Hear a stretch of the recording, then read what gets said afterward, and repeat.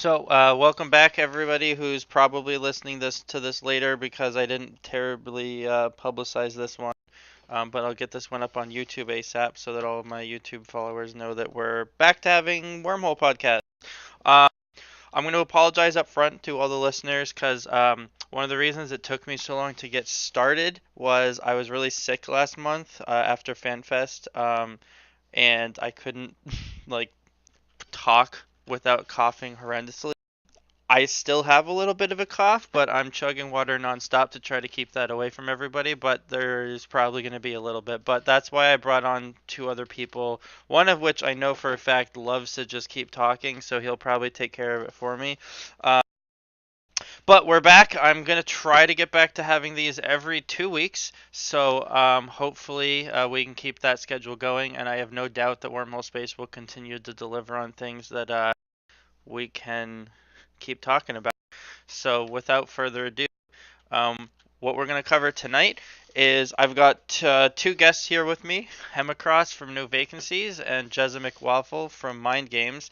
Um, and with them, we're going to talk about a lot, mainly FanFest stuff. Jezza was at FanFest with me, and Hemi's been around long enough that I'm sure he can give us some 2 cents of FanFesty stuff too, even though he wasn't there. We're going to give a quick recap for some of the big stuff that's coming in case, for whatever reason, there's someone that actually watches my podcast that doesn't follow the rest of Eve News. But also, we're going to talk and get some predictions in on how we think some of this might shake up or change wormhole space. Tailboot, I'm gonna go through some quick statistics, and we're gonna talk a little bit about how April's PvP data compared to 2017's and early 2018. Mainly just talking about some quick numbers, a little bit of shit.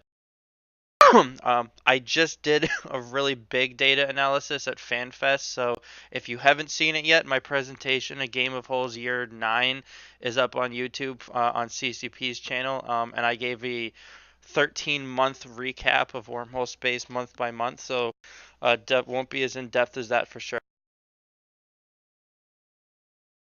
All right, well, without further ado, I'll let my two guests introduce themselves. Hemi, since you're on the left of my PowerPoint slide, you can go first. Hi, my name's Hemicros. I've been probably with no vacancies for about 5, 6 years now. Always been around. Probably know me as the bad poster on Tweet Fleet. That's really about it for me. I'm Jezza. Some of you may know me. I'm part of Suddenly Spaceships Alliance. We've been in wormholes now for the last 6 months. We're mainly an EU-based group. And we live in a C4 with C2 and C5 statics. Hashtag delete C5 space. Hard. But true. Definitely, yeah. Those are pretty short little intros. I also don't know if Twitch is lying to me or not, but it would seem that no one's actually watching this live stream. So maybe it's because Jez is here. We're just gonna blame Jez.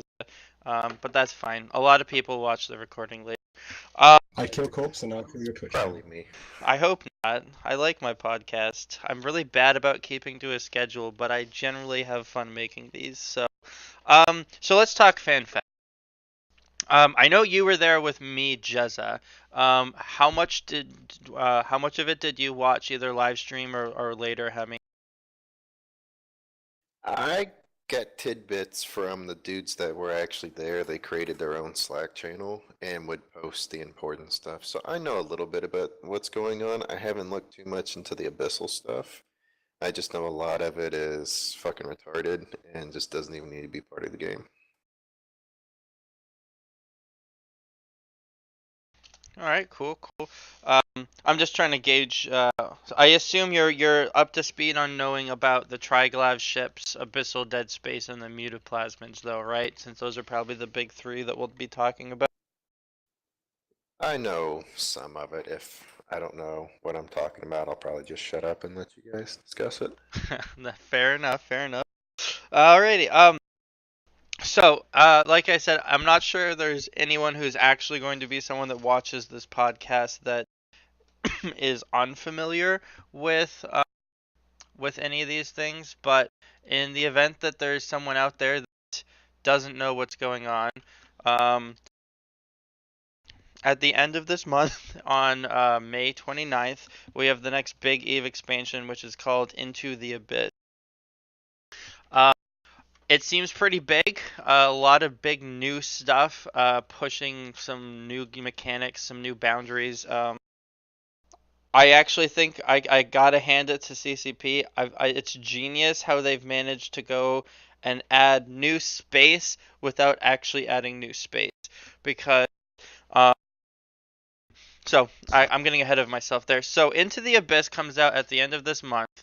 Uh, and the three big features that we're going to talk about is Abyssal Dead Space PvE, the Triglavian ships. There's a frigate, cruiser, and battleship. It's a new faction of ships that you can fly, and the Mutaplasmid.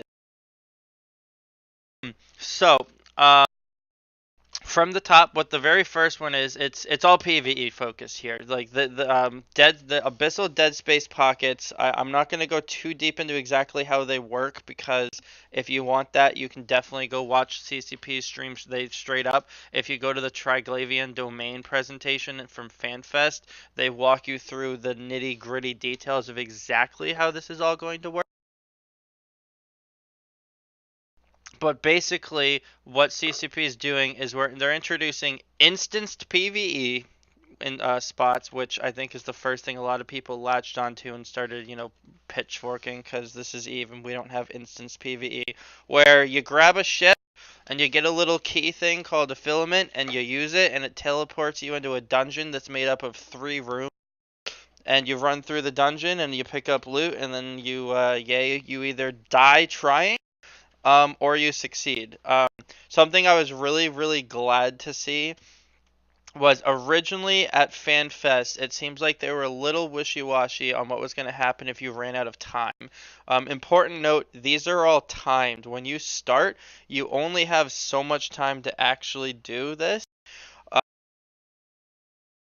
So, a lot of your gimmicky strategies, like, oh, I'll just bring in this, like, turbo tank ship that can tank everything except it doesn't do any damage, and I'll just slowly grind my way through, that really might not work. Uh, I myself haven't done any, so I guess, have either of you guys dabbled on the test server with these? I haven't. A lot of my court members have. They've started figuring some of it out. I think a lot of them have been using Ishtars. What fit they've been running, I don't know. I don't mess around on the test server all that much. Pretty much the same here. I've done a little bit, but very little. There's been a lot of people in my corp who have been running the sites. Most have been trying to work out how to run the higher tiers, and they've been using some healers, Ishtars. I think one guy tried with a Deimos. When it's released, I'm sure somebody in Goons will have it figured out in about 10 minutes. There'll probably be best a way to guide on edit it. YouTube or something up on how Well, to do it the most appropriately. I'm sure you'll be able to find a way to do it the best, but something that I've gathered so far from I actually lied. I've done level 1, but I've got guys that have climbed all the way up to the tier. I think there's 5 tiers. So there's 5 different tiers. The ship restriction on them is the same. It's a Tech 1 cruiser or a Tech 2 cruiser or a faction cruiser. You can bring in hacks, Gila, or Tech 1 cruisers, but that's it. No Tech 3 cruisers, no battle cruisers. It's cruisers, cruiser size only. And there's a lot of RNG at play here. There's a lot of different challenges that you can run into as you go. And CCP's gotten a little vicious on some of them, actually. There's a couple of rooms that that seem, at least so far, they're almost impossible unless you have just the right fit for them. But you might have to gimp yourself in a very specific direction. And if you end up having one of the other challenges that's completely opposite of that one, you really could get fucked over. And like I mentioned previously, if you die in these, your ship blows up. If you don't finish it fast enough, your ship also blows up. And I think you get potted too. I actually like that. The only thing that I heard that I don't like about is that you can do them on grid with a Citadel, so people can't camp your exits. Well, they can actually camp your exits. You won't be able to dip into the abyss unless you're at least 1,000 kilometers from a structure. So while you could do it on grid, you can't do it in tether range or really in even lock range of any of the structures, unless I can't remember if a Keepstar can lock out to 1,000, but I know Astor Houses and forts can't. Um, I mean, that being said, if you want to be safe while you're doing these, you will. So, I didn't touch on it, but um, when you go into these, it creates a signature. Only in the latest build on CC can you actually scan these down. But if you drop combat probes, they show up as a rift signature that you can then combat probe, find them, and go get ready. If someone succeeds, then they show up at the exact point that they went in. So you can just sit and wait for them. So if you find someone doing this in wormholes, or you find someone doing this, in anywhere really, you can try to catch them. Even if they're doing it in high sec, I think it's just the top two, tier 4 and tier 5, give you a suspect timer. So when you come out, someone can actually if they can catch you, at least you can grab them, and you can try to kill them. If they're in a cloaky ship like a Stratios or something, that might get a little tricky. I'm not sure how easy it'll be to catch them if they can just insta cloak, but uh, CCP did listen a little bit because everybody screamed like, "What's the point if they're just gonna sit there and run it in high sec?"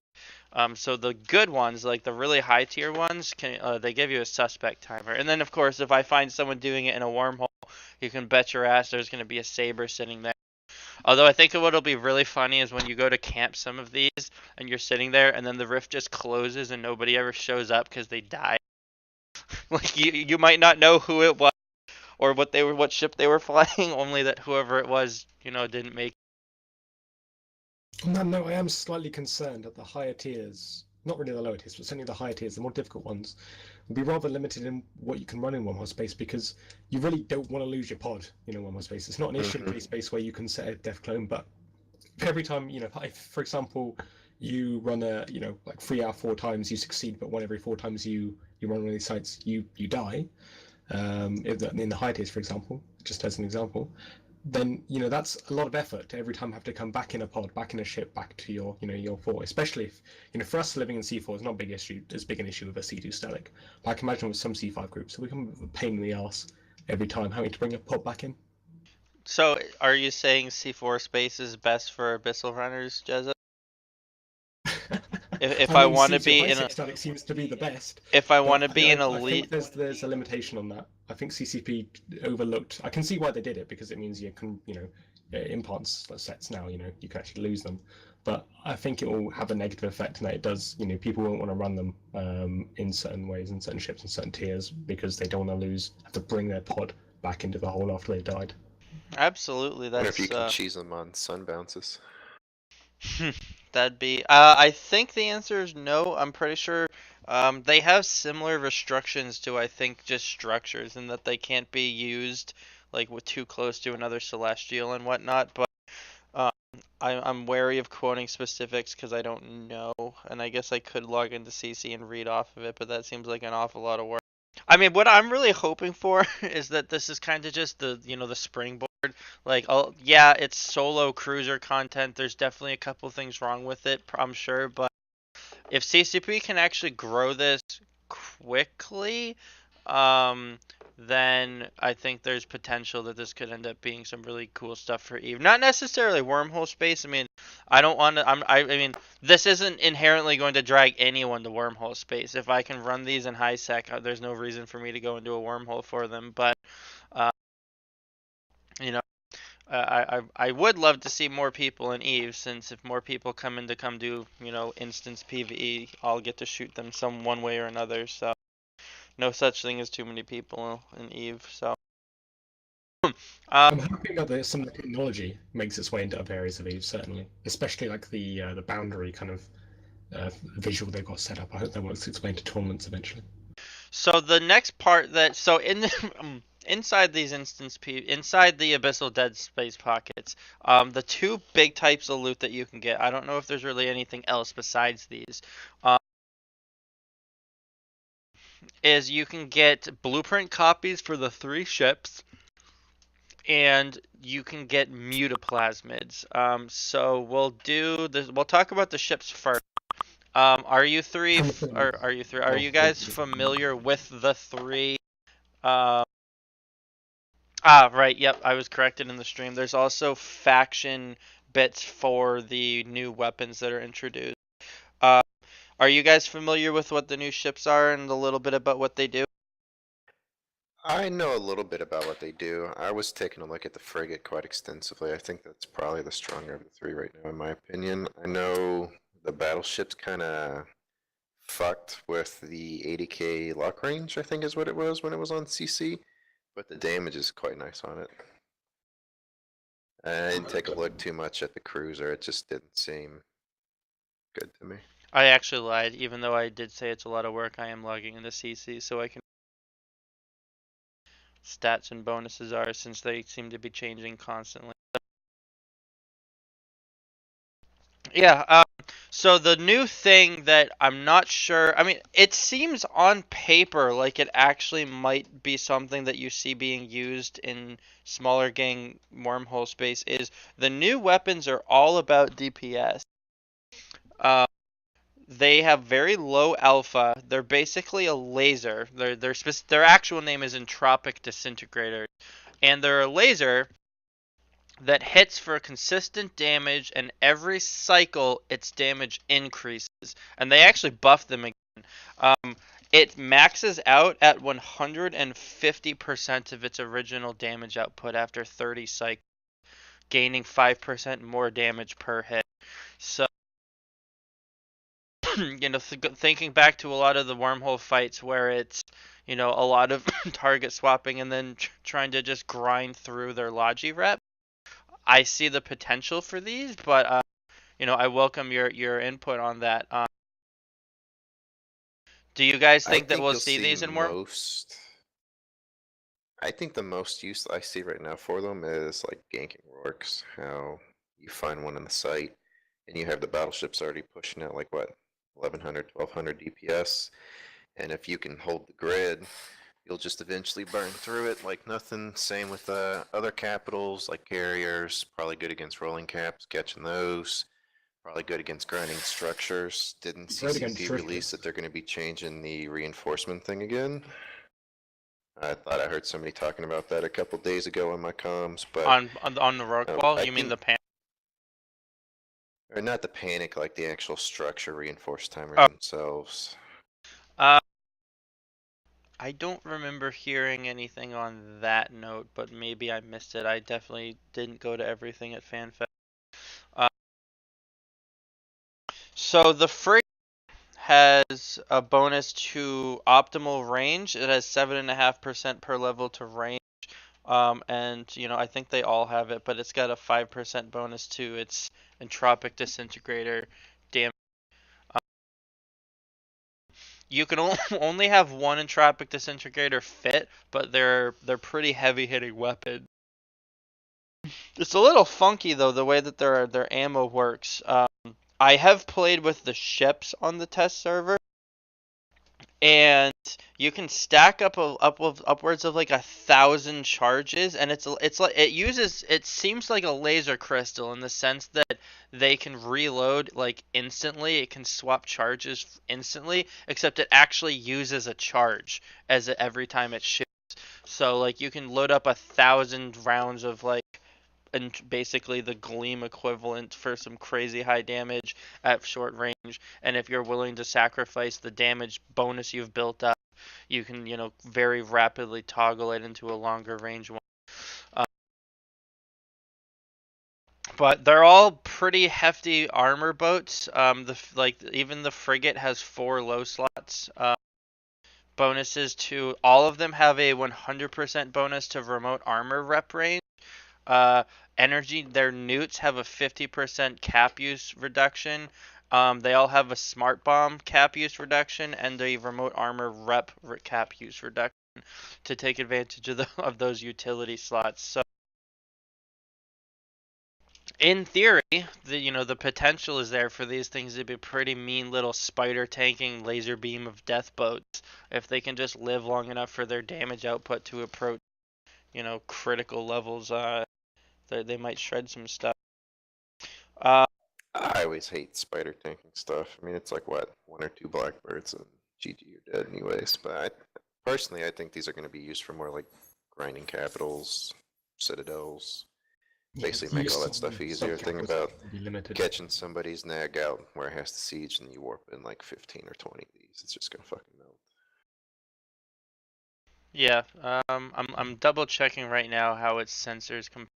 It actually has a pretty high base sensor strength, uh, but it is still a battleship. You'd have to devote some ECCM to try to make the spider tank work. But spider tanking or not, uh, I'm sure you're gonna see some people try these. Cruiser has all the same roll bonuses. The Cruiser has tracking instead of range, and again, it has the damage. Since it has a medium weapon over the small, it probably has better range than the small does anyway. I mean, if you, these are turret weapons, so they're fully affected by tracking computers. And things. So if you feel like it, you can actually get. I know the battleship. You can get its long range ammo shooting out to 120. And it can build up to still some fairly considerable DPS at that range. And their tracking is good. It's not fantastic, but it's pretty good. But so Hemi, you were saying that you think the only real thing that you see being used in wormholes at least was the frigate. I think the battleship will have it for like anti-cap and citadel grinding, but just frigate PvP wise, I actually liked using it in solo style on the test server whenever I was on it, just kind of dicking around. Do you think Pinky's gonna use a frigate to go around when he does his solo PvP? No, he's top of leaderboard on the Heron. He's going to be sticking with that. I will get my revenge on him. I will kill him in revenge. Just go around faction warfare space. He's always there in a Heron. You can kill him. I mean, he killed what, Mark's Tengu solo, I think. Well, he is a pro, so and Mark's not very good, so I guess it's really not that surprising. Uh, Do either of you guys think that you'll see people actually using these as fleet ships? Like, not just for specifically, killing caps or structure grind, but actual fleets? Like, I can't say I see them, replacing the meta of, like, Loki's and Damnation, but I guess also depending on how fast the price tumbles down. It seems like the kind of meta that, it's got the potential to actually be, like, pretty interesting. But everybody shoots a target, they can start repping him, but the damage is just gonna ramp up quicker and quicker and quicker until it pops, and then you start another one. In my head, it sounds pretty fun at least. I wonder if possibly will switch to using those instead of Nestors for their riding fleet. You think they'll use shield triglav ships since they also do enjoy putting the I wrong could see tank them on? doing that. I mean, I think the battleship does have a bunch of mids. It's got 4 mid slots that you can build a shield tank, but it has 8 lows. Think of all the power diags that you could put on top of. I would be surprised if we did see fleets of them roam around, at least in wormhole space. At the end of the day, there's still a battleship, so it's still got a high mass you have to contend with. And I mean, if they're it's a kind of small limited in what they fight, do. that extra DPS ramping up might actually work out. If you don't have a lot of Logi on grid, I just don't think stuff like that's really going to be effective if you have faxes out or anything. I mean, even if you have a lot, you have regular logic, even not just a fax, you still got to continually shoot the same target. You can't switch, because if you switch, then you lose your damage. So you really kind of have to, when you shoot something, you really have to kind of go, right, we're going to stay on this for a long time. We can't really switch. Yeah, you gotta commit to it, right? But I mean, that's a lot more common in wormhole space than it is in nullsec. In a lot of K-space larger fights, it's all about the alpha. So I don't foresee these being used as a ton or really changing or impacting much on that front. But on the other, like in wormhole space, where we generally care a bit more about the DPS than we do necessarily the alpha in smaller fights at least, um, I definitely think the potential for that is there, where we're gonna shoot this guy, and he might not be breaking yet, but he will break, so we'll just stay on. And that will work as long as, they're not also counter breaking you left and right. So What's the mass on them? I'm looking right now. For some reason, it doesn't seem to be listed, but somebody in this. We're being told that the Venomancer says it's 66. I know at FanFest they said it was going to be light. Um, let's see, I'm in one. Why doesn't it tell me? Oh, yeah, it's 63. So it's less than 2/3 of an actual standard battleship. Whereas, most battleships are around 100. This is only coming in at 66 or 63 with no plates. So um, it's got, base T1 resists, but it also has 13,000 raw armor hit points. So the potential of putting a pretty sturdy buffer on these is definitely there. Everyone's real question is going to be, when is Python going to have an update for it? I was literally about to say that. Like, I tried, using the attribute override to create one based on the stats that I had, but it was a pain, and I only did it for half of the battleship before I gave up. So, and I'm sure someone out there has more willpower to keep going than I did. Anything else on the ships that you guys want to touch on? I mean, it is definitely my intention next month towards hopefully what'll be like the second episode in June, in which I hope by then there's people flying these. Then, not necessarily with you two, but the podcast will definitely revisit this topic, and we'll see if our predictions that they'll be used a little bit, but not a ton. The frigate will be good for solo PvP, and my prediction I that think it's you very won't hard see to them. judge right now. Oh, I mean, It's absolutely. pretty hard to judge. I'm just trying to throw up some predictions just so we can look back and be like, look how wrong we were. Like, naturally, I don't expect any of us to have a sturdy grasp on trying to say what the meta is going to be. I did something similar before the Tech 3 cruiser changes. I had Fotis and Steel come on and talk about what they thought would change, and then we revisited it like a month and after with I think it was with Face, and I had some Hard Knocks and Laserhawks people talking about what the actual changes and impact. Uh, but the last big thing coming out from at the end of this month that came in from FanFest, and this is possibly what you're most familiar with, being all over Reddit, all over the forums, lots of people loving this, hating this. It's gonna ruin the game. It's gonna make the game great. Is the Mutaplasma. Oh god. So I hope you guys have some strong opinions on them because that'll make a more interesting topic of conversation. But so I guess before we even dig too deep into what they even are, what are your initial reactions to Mutaplasmid? I hated it. I hated it so much when I heard about it.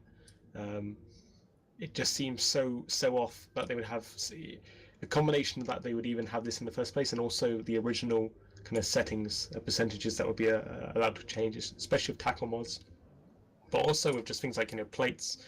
It just seemed such. How are CCP going to balance these and also other modules in comparison when you have potentially such wilding results differing, and also the contract system? Everyone's going to be able to sell these on contracts every time. It'll be good like going back to when you had to buy everything off the contract. I feel like it's going to be horrible. I'm really not looking forward to it myself. I'm looking forward to taking the hell advantage of it, because I definitely will, but I'm not looking forward to its introduction whatsoever. About All the right, same fair. thing. I Okay. don't really like them. I mean, getting some OP webs is pretty nice. I mean, I did a little bit of market speculation. I bought somewhere around like 20, 30 bill in tackle mods, specifically webs, and I even bought out quite a few of the faction mods too, and like Corpus X type stuff, just to see if the prices of those will end up going up or not, which I'm assuming, because you're already starting to see some of them go up in price, but I mean, I don't know. In wormholes, do I think we'll see some of them? Yeah. Will it become standard? I think it's too RNG based to really have it standard, unless you want to start flying like 10 bill Lokis and whatnot. I dislike how it's affecting the faction market as well. I think it's going to continually push the price of sort of base modules up. So I have a As people lofty start using them more and more. hypothesis that could very well turn out to just be completely wrong. I have a hypothesis that the reason that they're going this direction, and I suspect that what you'll see next is you'll probably see them adding this more modules to this as they can get the numbers right, is this is the new tier side direction. You know, they've tried and failed, and I mean, have they really tried? I don't know. You know, like to like rebalance the fact that as is, some of the officer mods are worthless, some of the Dead Space mods are stupid, some factions better than Dead Space, a lot of Dead Space is better than Officer. Rather than try to fix that, they've just what do we want the actual spread of a warp scrambler to be? And then said, let's just let people RNG it, and then they'll slowly phase out or get rid of some of those things. Tinfoil hat conspiracy, but I can see the potential of how that could like set themselves up for this. This is the new tier. We don't need to rebalance officer mods if everyone's just getting really lucky and getting some of like officer mod quality stuff based off of T2 mod.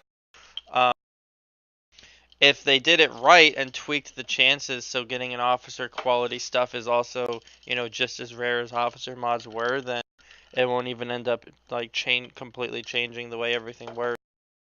Uh, I don't hate mutaplasmids. I'm wary of them. I mean, Mark asked who actually likes them. I see the potential of how this could be fun and cool, but I also see the potential of how this could really break and ruin stuff. So I'm waiting warily to see exactly how they come in. I think if CCP is responsive to feedback, and especially as soon as we start to see, because the other thing is, going in, it's easy for us to call out all these like, what if this, what if that, that's going to completely ruin things. The big question is the stuff that we can't even see, that when it happens, you're going to facepalm and be like, oh my gosh, this is so broken. Because that'll happen, I guarantee it. And the question is CCP going to fix it? And then if they are they actually going to fix it in time? Because in general, I think CCP's dev cycle is way too slow. When they release stuff, they have a really bad habit of promising that they'll revisit things if it doesn't work as they wanted it to, and then never showing up. Like, you guys remember when Fozzie promised that they'd touch drifters back up a couple months later if it wasn't working right? And then they confirmed that they're not working the way they wanted them to, but it's been, I don't know, 2 years and we haven't heard diddly shit. So, I mean, that's my big concern. Experience with drifters. You just gotta steal people's drifters. That's how you make your money now. Let other people do the work for you, and then you just kind of swoop in with the Phoenix and take them.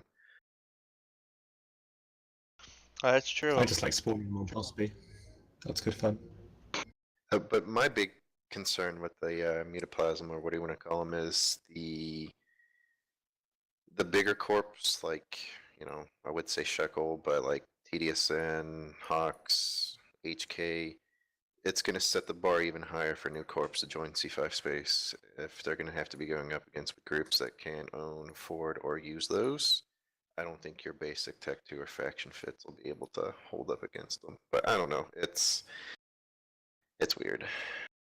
I think the power creep is definitely a concern.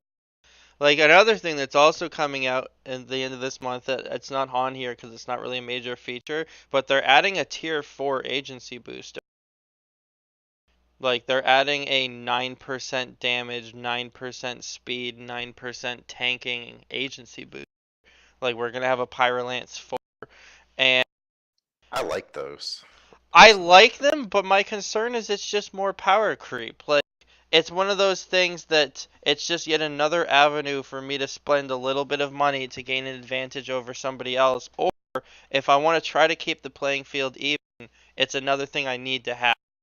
Like, go ahead. Yeah, I would much rather if they had drawbacks, like the old drugs, because yeah, it just feels like another thing of, oh, this gives me, there's no reason I wouldn't use it, therefore it is another thing I need to have. So it's another thing I need to remember to bring and use every time I go out. It feels like if they had at least given it drawbacks like regular jugs, then it would be a thing you have to go, do I need this right now? Do I not take it? Do I take it? Rather than just being default, take it. I mean, because that's a Like, would you cornerstone of E. spend the mil to get 7% more weapon damage and drone damage? Like, hell yeah. Why wouldn't I? I mean, when it doesn't And take up a it just fitting depends how slot. much the 4 is going to cost. Yeah, when there's no drawbacks, I don't like it's a no-brainer. I lose nothing by adding this to my ship, and I think that's the problem is in general that balance, that trade-off, those choices has been a like cornerstone of Eve's balance. You know, it's a I could take this, I could take exile or drop to improve my fit or deal so to get better tracking to help deal more damage, but what if I get these drawbacks that rape me? Or what if it like really hinders me, and they got rid of those, and it doesn't even take up the same drug slot as some of all those things. So the damage one as well is kind of a buff to alpha fleets because it's not a rate of fire bonus, it's a pure alpha increase. Right. So some alpha comps become even more kind of powerful with I these like things. using them in our Munin fleet. I mean, I remember I remember I think it was March. We had a fight with it might have been with Novak, where we rolled out and we had a heavy armor and it was a bit one-sided and we won. And one of the things I remember asking was I asked if you guys were all burning Pyroland, and your FC told me no. And I said, well, there's a big thing that unfortunately we had a huge advantage over you is every single person in my fleet had a Pyrolance 3 burning. And so when my entire fleet has 9% damage that you don't, even if we're otherwise identical, which we weren't, I mean, a lot more things, went into that fight, and I'm not here to nitpick that either. It's just one of these things that just allows a group to gain an even larger advantage over another group. That's going to make, I think, the playing field harder. I mean, there's just as dumb things that can happen with the tank one. I mean, 9% free bonus to my tank on a local tank thing. Granted, they were smart and it doesn't apply to capital ships, although it obnoxiously doesn't actually say that on the drug. But the damage does. The damage one applies to capital ships, but the tank doesn't. Yeah, my nag loves the damage one. But like the speed Yeah, one, we I mean, found that out. 9% faster speed on kiting ships is pretty big. And it's easy and it's free and it's just one more thing that like small game PvP. If I'm trying to go toe to toe with other people in similar fleet comps, I need this or I've lost. Because it's not even a 1%, right? Like when you're talking about people that splurged on their dead space or or their dead space or their faction, or maybe they're using implants. I mean, implants are big, but a lot of the other modules, if you compare them to a T2, they're a better, but we're not like miles better. I can spend a lot of money to keep squeezing out these little percents here and there, but now I have 50 mil that it just grabs me a 7% improvement. I dislike the power creep, and I think the mutaplasmids is going in the same direction. When basic improvements are going to end up being cheap and flooding the market, it's going to be like no one's going to be able to use basic T2 anymore. Because, I mean, I know that the drop rate's going to be toned down, but you fucking pick up mutaplasmids left and right doing the abyssal dead space site. Yeah, so some of your rolls are going to be trash, but I think what you're going to start seeing is lots of people are going to be taking their cheapo like T2 fits, and they're just going to have slightly improved stuff all over. Another aspect. That's what I was speculating too with my market buying. I think I have something like 20,000 Tech 2 webs right now. Another thing that I have a little combination of worry and excitement is a lot of the mutaplasmids have the potential of reducing fitting use. And one of the first things I thought about when they started talking about that is all the different kind of fits that in the past were impossible because you just couldn't get this to fit if across the board my entire fit uses less CPU and less power grid, I think you're going to be able to see some like weird ship combinations that just flat out weren't possible. Like ignoring better, like maybe I'll even take slightly worse, but I can have ship mod like the plate can be, let's see. I'll see if I can I don't know if they're if I can look this up. I don't have the little chart hand. No. I mean, the first thing that sprung to my mind with the reduced fitting cost was reppers, especially armor reppers, oversized prop mods. This is the thing I think will be a problem with balance, is how do you balance these and ships out when you have combinations that are so intricate and complex. It's not something that's going to be easy for them to balance. Well, it's like the Vigilant fit that I use. Like, could I possibly fit better guns and maybe a 1600 plate? I mean, I don't know. I'm trying to see if what the latest pipe is, or the latest thing tells me about. Yeah, here we go. Let's see. Laura Seco keeps a fairly good one updated on Reddit. Yeah, I With all just the attributes that can be affected. I can't seem to search all of them in game. Like I can search for some, but the little right click item thing doesn't give me all. But for example, an armor, it can put like 20% less power grid usage on your rep or your shield extenders or your plate. Those can be pretty hefty, and there's definitely going to be some fits I think out there weren't even possible before but are now. So anything else you guys wanted to comment on? So I guess high level, we expect that we'll probably start seeing these everywhere though, right? Like ship, we talked about the Triglav ship.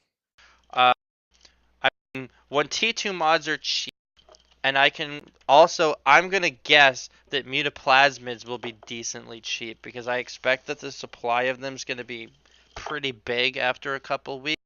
Because people that are running these, I mean, on the test server, I've got a couple guys that have walked out of their run with like 5 mutaplasmids, even if they scrape that down to 1 or 2. I also, we have no doubt there will be people that are pretty much running these nonstop. There'll be tons of people running these nonstop, thousands of these pouring onto the market. As long as it is cheaper for me to buy some mutaplasmids and just roll the dice on a T2 mod to see if I can make it better than a faction one, it'll be cheaper than just flat out buying a faction module. I think you'll see people doing that. So I expect that we'll see these everywhere. Any other topics? CCP wouldn't introduce it if they weren't going to be super not super popular, but I don't think they would be rare if CCP wouldn't make this spend this time if they were going to be rare. No, yeah, I don't. I think available. CCP wants these to be everywhere because I think CCP is hoping that this is lighting a piece of dynamite and throwing it onto the Eve balance meta. Like everything's just all over the place.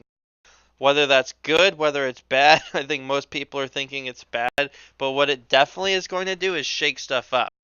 Things that weren't possible before are possible now. Ships that just maybe weren't good enough now can be good enough now. We'll see exactly how it starts to go, but I think that this is without a doubt the lowest effort way of just shaking everything up that I can think of. Is like, let's add RNG and see how it goes. So here we are. Are there any other FanFest topics that you guys want to point out or talk about in the sense of affecting wormhole space, or predictions that we want to touch on? I feel like we should say that everyone who didn't watch some of the FanFest stuff, we got wormhole bingo at the round table. I think that's you right. missed it, didn't you? So I had to leave. So, maybe a little bit of the bitter vet in me here. I've gone to the wormhole round table almost every year, and I've been to 6 FanFests. I think I can count on one hand the number of times something productive came out of that. Now, this isn't necessarily our fault, and it's not completely CCP's fault either. Problem one is they send in a bunch of devs that generally don't seem to be super caring about it. And I say that nicely, like if any devs, if any of those devs ever listen to these, it's not that I don't think that you necessarily care, except you don't generally seem to be terribly enthusiastic about this compared to some of the other roundtables I've talked to. Like, I've been at roundtables where someone suggests something and you see the dev's eyes light and like they start excitedly talking about things. I've never seen any of the wormhole devs go, that seems really cool. I'd love to see if we could do that. Instead, what we get is Fozzie go, you know what? That's kind of an interesting idea. Maybe we'll do that someday. Which is Fozzie speak for, please stop talking so we can move to another topic. Uh, And it was on my bingo card because Fozzie says that so many times at the Wormhole Roundtable. That or a dev's noting that they don't know how to do it, or that they don't want to do that, or that they're not sure they understand. Like, it's just nonstop. And I mean, you were there, Jezza. How many times did we ask for legitimate wormhole changes just for CCP to kind of just like dodge the request? Well, I think one of them, bit like at the start, we started off with talking about C6 and geostatics, and CCP. Was it Fuzzy asked the crowd, how many people here would actually like that? And there were loads of people who put their hands up saying no, they wouldn't want it. And I didn't even know who these people were, and they never spoke up again. And I'm thinking, who? Like, I don't see a problem with having C6 geostatics. So who the hell are the players here that don't want it? Were they all like nullseckers and farmers or something? Yeah, you would have seen us move into C6 base, even though we just moved back into our original pulsar hole. Like, we were excited about that. Yeah, I think the number one response I heard was, "That's a really interesting idea, but we don't have it on our current roadmap." Yeah. Uh,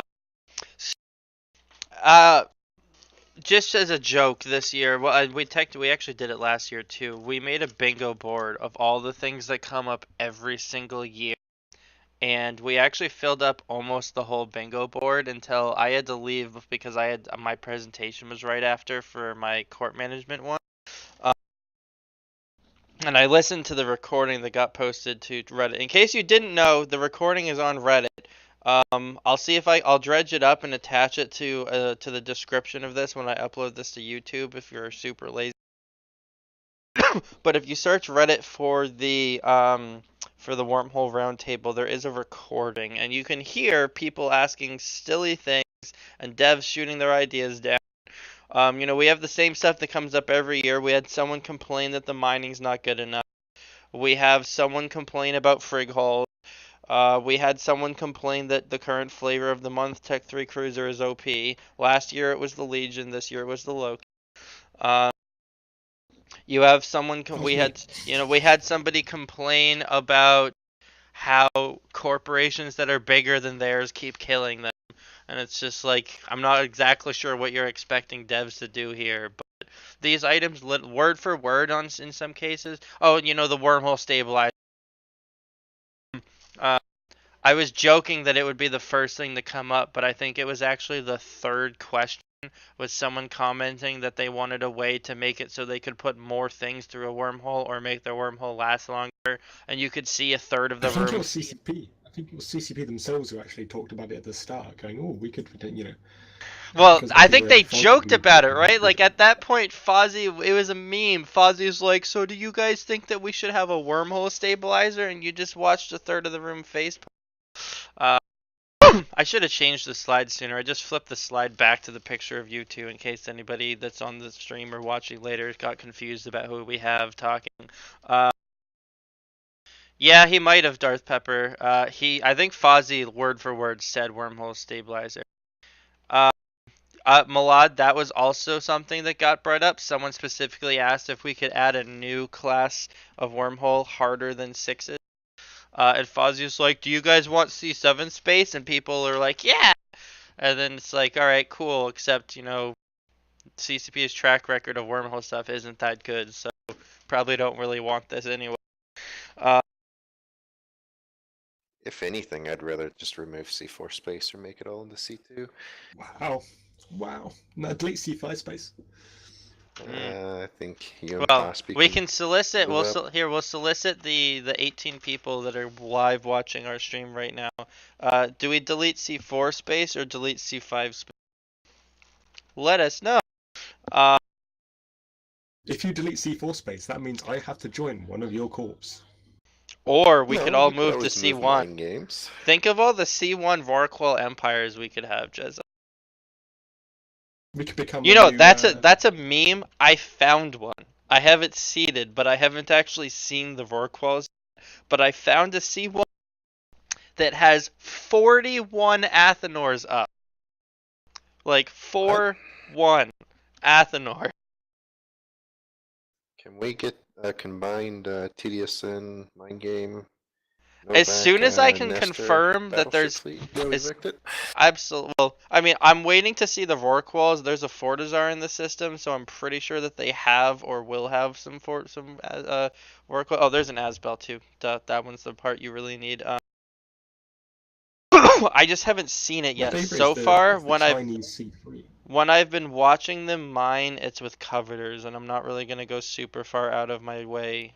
We'll invite you too, Mark. Mark from Mouth Trumpets complaining in Slack that he wasn't invited, but you can come with us too, Mark. Uh, Is so, Mouth Trumpet still alive? I thought they died but already. so I guess tying into the last thing that I was gonna touch on, no, I should just leave that slide up, is what wormhole space looked like for April. Again, I didn't do a gigantic, really complicated, complex dive.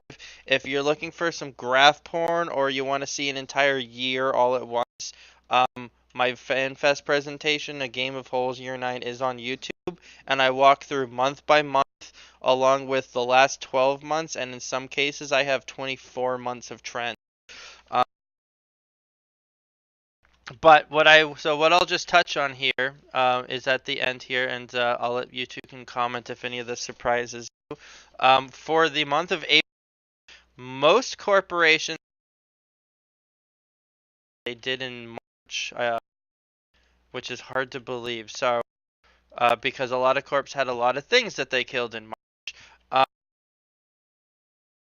Now, reminder that my data only allows for one corporation to get the kill. So Z kills gonna have way higher numbers. I'm sure all from the Hydra, wholesale and shekel and whole control combined killed hundreds of billions. Except my data only gives each of them their final blow, based on that. But wormhole space as a whole killed 4.5 trillion in April, which is down from March. In March, wormhole space killed 6 trillion. So we actually dropped 25%. In February, we killed 5.2 trillion. So we're down a bit, but we're higher than almost every month from 2017, with the exception of none of them. This April Isn't had March the highest ever? March is the highest ever. The average trillion ISK killed in 2017 was about 3.1. Um, so even though overall that we didn't kill as much in April, even where our low right here, like where we're at, is still over a trillion ISK higher than every month of 2017. Not added, but just monthly. Some stuff we talked about at FanFest, both during my presentation and after. I think one of the things you're going to see is even when wormhole space slows down, the ISK doesn't drop as much anymore, because when people become inactive in wormhole space, they get evicted.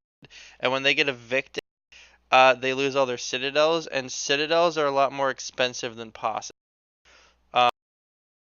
So I think one of the things we're seeing here is the ISK has gone up by a whole bunch late in, over the last several months, just because of citadel.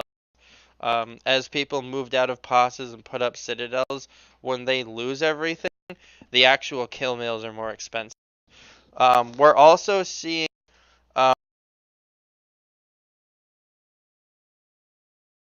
No, hold on one sec. Let me grab one number that I forgot to grab. Uh, we killed 36,000 in April, which is still pretty high, actually. It's again a little bit lower than April, but the actual ISKs or ships killed this month was still holding pretty strong.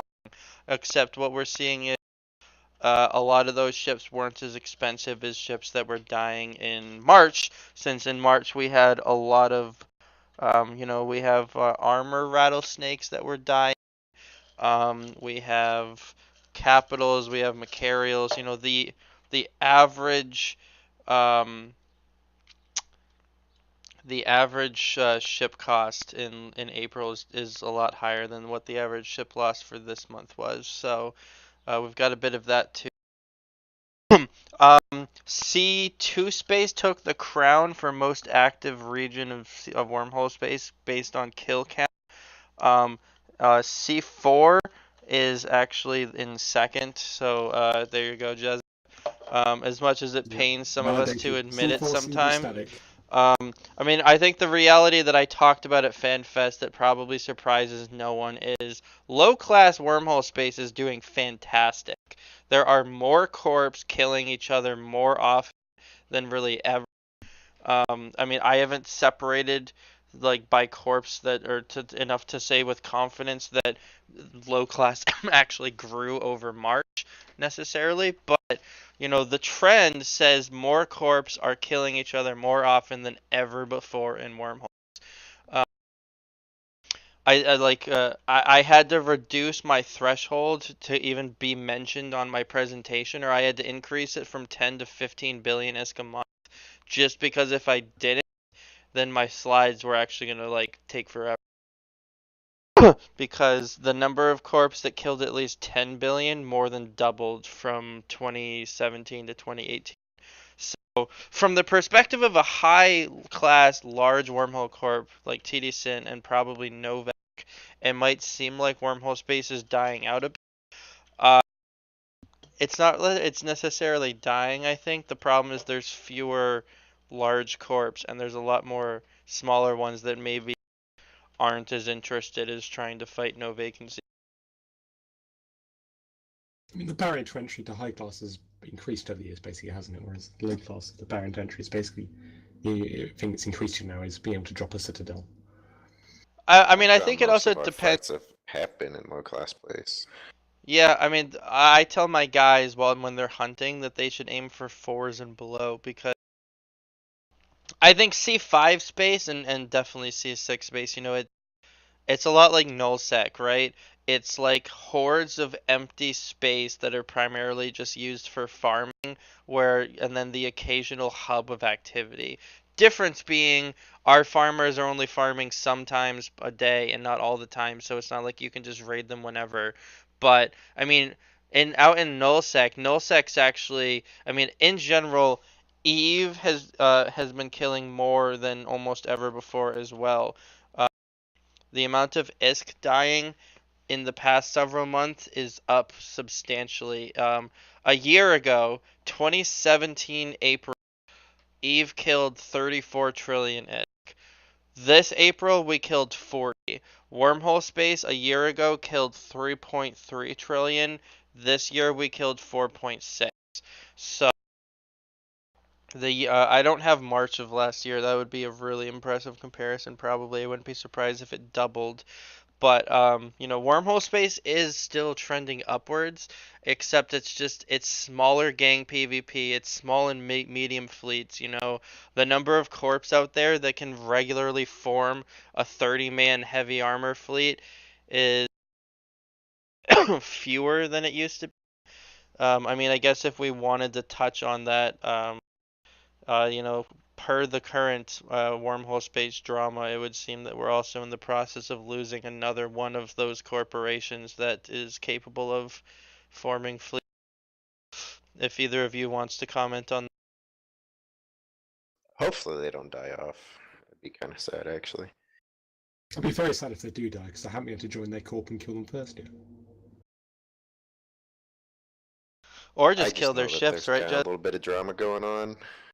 What Yeah, exactly the truth is, I mean, who the hell knows? I mean, when you have somebody like Still Roamer in, they're just like spinning stuff his way or whatever. I mean, I mean, can't for all really that people comment on that. sort of shit talk Steel, at the end of the day, he did a good job building and keeping the corp going. He did. I think he took a lot of it that was Too going on personal. too personally in game two. Like, I know I can be a little bit of a shithead and tweet fleet and whatnot, but I don't really. He kind of I became the don't next get John mad. Doe, but at least John Doe kind of takes it in his stride. I mean, it'd be interesting to see if everybody that's leaving, kind of like the MCAV debacle, might go start their own corp. I mean, who knows? I mean, Yeah, they could get poached. I mean, big. some of them might go to like HK. I mean, who knows? Gonna So, move to C4 space. No. just for the sake of the stream for later, in case anyone's unfamiliar with what we're referencing, today news broke that several of Shekel Squad's leaders were leaving Corp. Um, I'm not sure if Including their that's been. CEO, by the way. Well, I mean, yes. So their CEO is leaving, and I'm heard at least that he's handing it back to Steel Roamer and heading out. I don't know if it was specifically said where he's going. I've heard several other people are going with him, but I would, it is my intention if I can get some of said people that in the next episode we'll probably try to follow up and talk about that. Uh, from the perspective of wormhole space, I'd hope that we don't lose another big wormhole corp and they can sort themselves out. I mean, maybe they'll split up, but it's a shame when a corporation dies because another thing that very frequently happens is a lot of them are going to go and merge into the other big corp, which only furthers the gap between several of the largest wormhole corps and all the other normal ones. Especially because Shackle Squad itself was an anomaly in the sense that, they rose way up to the top. I mean, they were number 2 and number 3 wormhole corps frequently throughout 2017. Uh, and they came out of, so to speak, almost nowhere in the sense that this wasn't a long-standing wormhole corp that was just slowly getting there. They shot up fast. I remember when we'd connect to them and all they could do is form Tech 1 cruisers to fight us, and then it seems like in the blink of an eye they were dunking us with Tech 3 cruisers. Because for a while there we lost to them several times, and they were fantastic sparring partners in that sense that we were similar sizes, very competent people on both sides, and it was great watching them grow. Uh, so I don't want to dig too much or spread too much false rumors. So it's not exactly clear what's going on. Besides that, there's definitely some drama happening there. But we'll follow up in 2 weeks, and hopefully the answer is that we haven't lost our dear Shekel squad, and they've put themselves together. Uh, but we will see. Hopefully, I can still take Cool's drifters. So, uh, that's all I think I had for today. Anybody that's listening, thank you. I know today was a little light. I didn't have as big a topic as I have in some of the others, but it is my intention to get back on my bandwagon of trying to do one of these every 2 weeks. Uh, if you're also wondering where part 2 of Beheading Hydra was, some point this month, supposedly, I'm going to get Cascora and Valesius on to come give the defender's point of view because I haven't been able to do that. It's been a combination of I was sick and their schedules were very busy, so it's been difficult to get that lined up. But I haven't abandoned that plan. Uh, but I didn't want to, keep putting off the show just because I couldn't get them together. So we got Hemi and Jezza, and they're I don't know if either one I of them. wouldn't Do either you one. want to tell us the defender's perspective on Hydra Jezza? I didn't attend at all on any of either Well, side. We give got us your invited. quick your quick perspective. Jezza tells the story of the defending of Hydra. I mean, the defenders fought amazingly well. They brought the best comps they had available to them. Their capital piloting was superb. Their defense structure was amazing. They knew exactly what they were doing. TD Sin tried to go and hit Shekel. Fantastic idea. Shame that they all died in the end to hit Shekel ults. We It didn't would have been actually amazing die. defense. I was What was it, given. like 3 carriers took whole control? We were given move me, so I just moved me the whole court back to our home system from some GM. Dev hacks. Uh, I was going to add a And completely you can unrelated definitely subject. tell that Jezza wasn't there by his description of Pospey's defense. So we'll leave it to people that were to tell that story later. But good, solid attempt, Jezza. That was a solid attempt. So thank you everybody for coming. Thank you for listening.